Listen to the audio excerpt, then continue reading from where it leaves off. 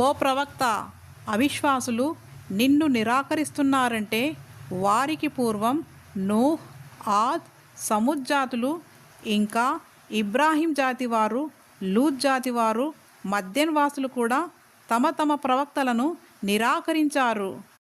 ఇంకా మూసా కూడా తిరస్కరించబడ్డారు.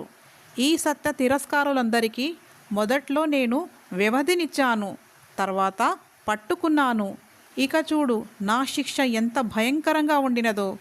పాపాల పుట్టలైన ఎన్నో జనపదాలను మేము నాశనం చేశాము.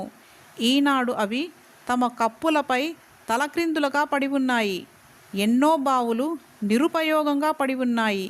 ఎన్నో ఎత్తైన భవనాలు శిథిలాలుగా మారిపోయాయి. వారు భూమిపై సంచరించలేదా?